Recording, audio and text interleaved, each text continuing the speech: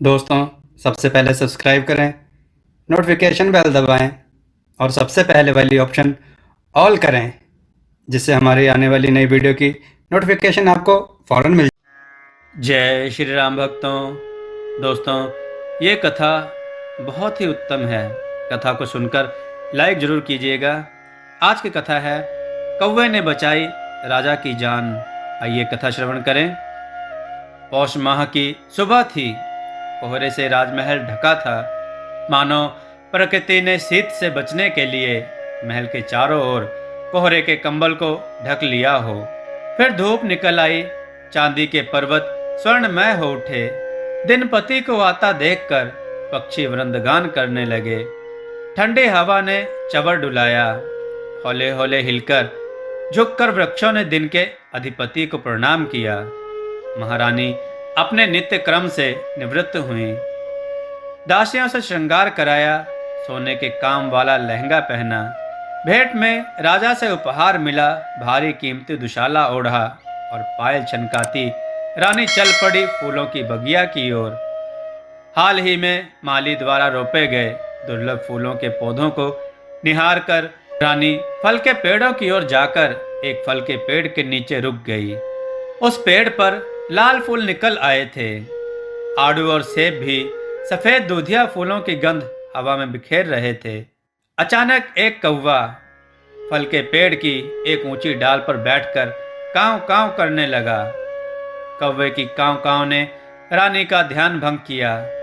कौवा कांव कांव के बाद काकुट काकुट काकुट काकुट की आवाज कर रहा था।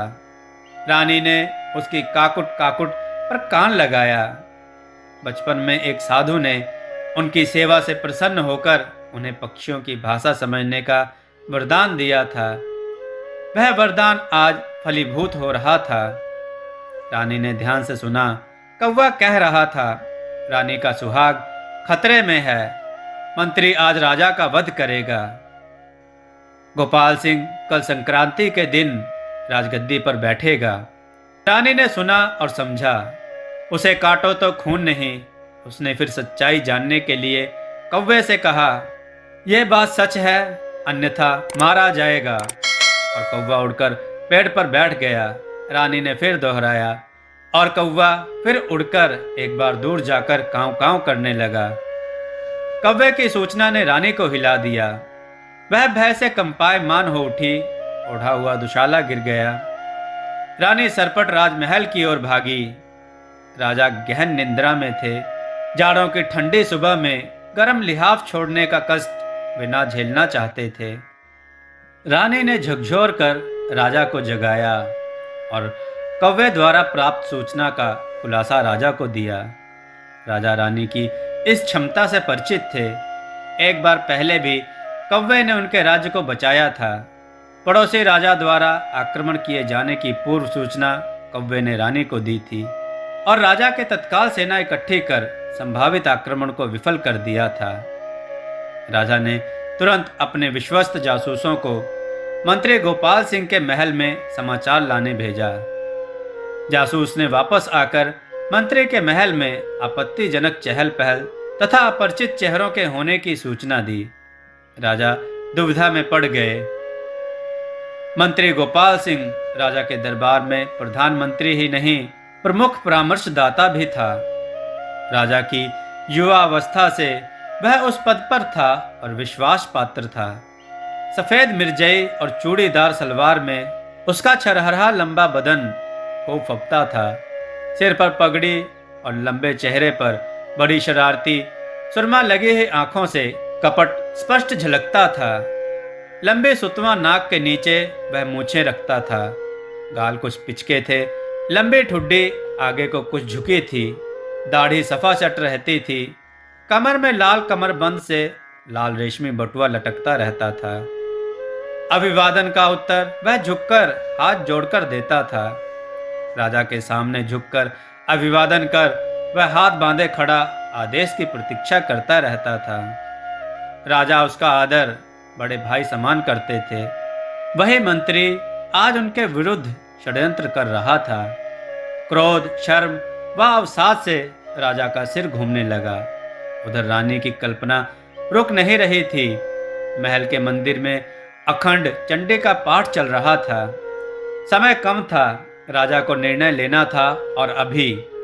राजा ने ताली बजाई। 2 भालेधारी सेवक तुरंत उपस्थित हुए। राजा द्वारा राजाज्ञा हुई। तुरंत प्रधान सेनापति को दरबार में बुलाया जाए, पर गुप्त रूप से। किसी को कानो कान खबर ना हो, सावधानी बरती जाए। सेनापति उपस्थित हुआ तो राजा ने आदेश दिया। सेनापति तुरंत प्रधानमंत्री गोपाल सिंह के महल को घेरकर उस महल में उपस्थित पुरुषों को गोपाल सिंह सहित पकड़कर दरबार में लाया जाए। कार्रवाई अविलंब हो। सेनापति किंग कर्तव्य विमूढ़ होकर राजा का मुख ताकता रह गया। आज उसने पहली बार राजा की भ्रकुटी तनी हुई देखी, किंतु राजाज्ञा थी, उसका उल्लंघन करना असंभव था।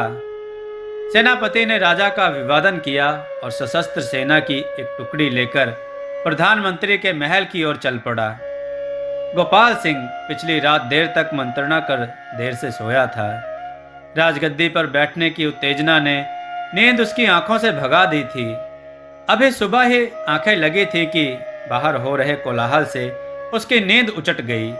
मंत्री उठ बैठा, शाल लपेटकर बाहर आया तो महल को सेना से घिरा पाया।